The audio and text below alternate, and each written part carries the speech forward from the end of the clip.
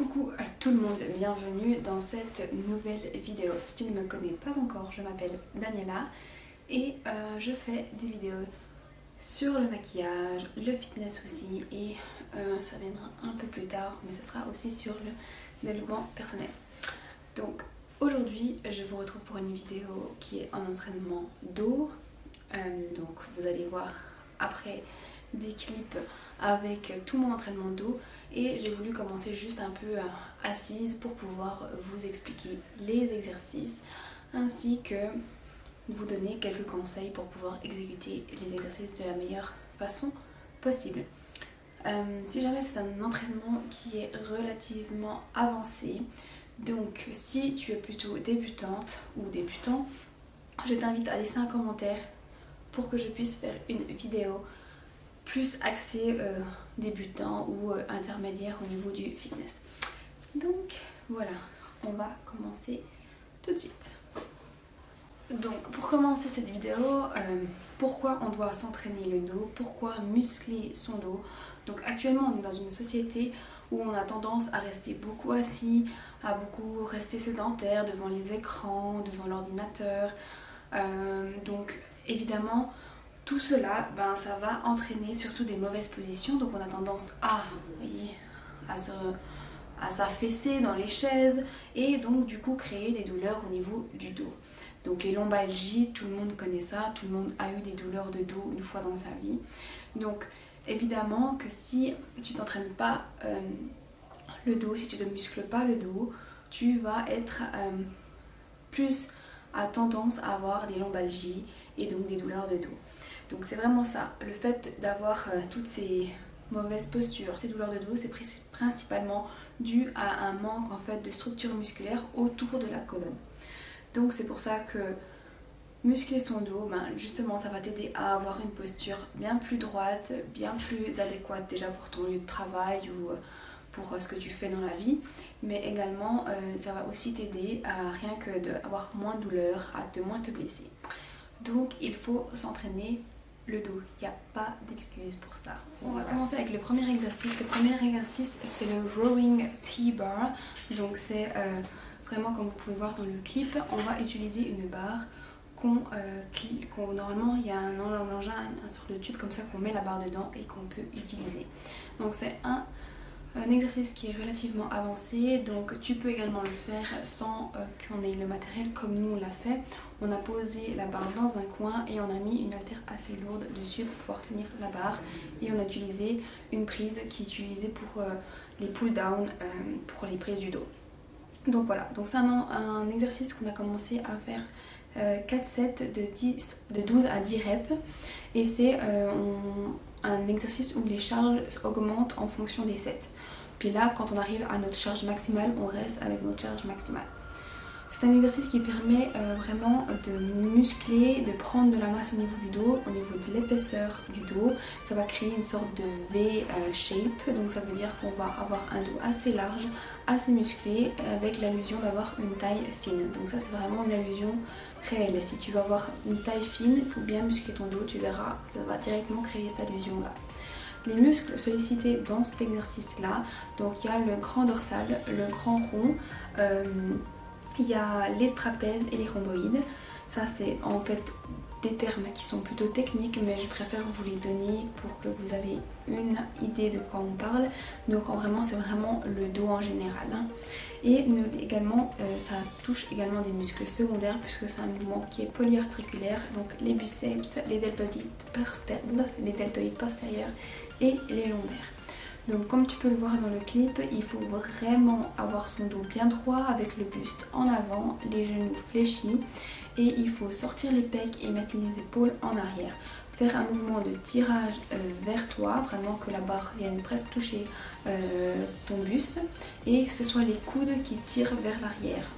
Donc c'est un mouvement vraiment hyper simple, mais si tu n'arrives pas à le faire, fais déjà le mouvement avec sans charge, sans rien du tout pour te faire aligner parce qu'il ne faut pas te blesser. Dans ce mouvement-là, tout ce que je te conseille, c'est de ne pas t'aider avec le buste, donc pas de faire de mouvement de balancier et également à ne pas plier le bras trop vite parce que ça va engager plutôt les biceps et c'est pas ce qu'on veut évidemment. Évidemment, si tu t'aides avec le buste, c'est que ta charge est beaucoup trop lourde, donc il faut que tu décharges pour que tu aies un mouvement qui soit bien plus fluide et qui contracte évidemment les muscles du dos. Dans cet exercice-là, on va expirer en tirant et inspirer en descendant. Donc voilà pour ce que tu dois savoir pour cet exercice. Donc pour le deuxième exercice, c'est la rowing machine prise serrée. Donc c'est un exercice où tu dois faire 4 sets de 10 répétitions. Là on a directement mis notre charge maximale, donc j'ai directement mis la charge qui m'était le plus lourd. On a fait ça avec un bras à la fois, il me semble. En plus c'est un exercice excellent pour travailler l'épaisseur du dos. Il travaille également les muscles du grand dorsal, le grand rond, les trapèzes, les rhomboïdes, et également en muscles secondaires nous avons l'arrière des épaules et les biceps en fait, les biceps et l'avant-bras. Donc c'est un exercice où tu dois bien t'asseoir, tu dois également pouvoir ajuster le petit banc, et le buste doit être contre l'embout en mousse là, pour que tu sois vraiment bien droite. Également dans cet exercice là, il faut tirer avec les coudes, essayer d'éviter de tirer avec les biceps. Tu verras que tu vas sentir tes biceps et tes avant-bras si c'est un exercice que tu fais pas souvent, et puis tu vas lourd parce que ça veut dire que ton biceps évidemment il n'est pas c'est pas qu'il est pas musclé, c'est qu'il a moins de force que ton dos, donc voilà. Et puis veillez aussi à garder bien vos épaules en arrière. Donc là on inspire en tirant vers soi et on expire en position initiale. Évitez aussi de vous aider avec le buste, donc il faut que ça reste assez collé. Et puis évitez également de tendre trop le bras quand vous descendez en position initiale pour ne pas vous blesser les articulations. Donc voilà. Donc pour le troisième exercice, nous avons le Lying Barbell Row. Donc pour cet exercice là, nous avons fait 4 sets de 8 répétitions. On n'a fait que 8 répétitions tout simplement parce que les deux exercices précédents nous ont déjà bien congestionné le dos, on était déjà bien fatigué. Donc voilà, c'est un exercice qui sollicite également les muscles dorsaux, dont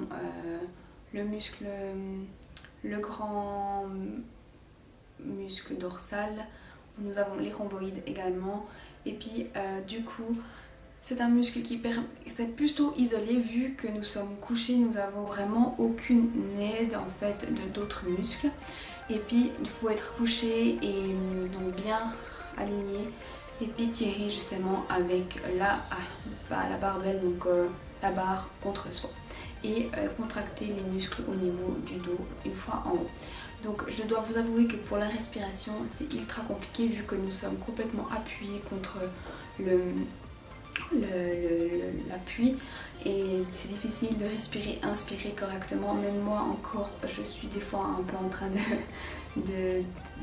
d'avoir un peu de difficulté, mais avec la pratique ça va venir. Ça c'est une machine qui n'a pas tous les fitness non. Donc également, comme je vous ai dit, c'est un training qui est assez avancé, donc voilà. Après, dans cet exercice-là, ce que je vous conseille, c'est de commencer même avec seulement la barre, si vous commencez avec un exercice pareil, et déjà de vous entraîner avec la barre. Et puis de bien garder au niveau de la colonne la tête bien droite, qui regarde vers le sol, pas trop la cambrer, pas casser en fait la colonne vertébrale.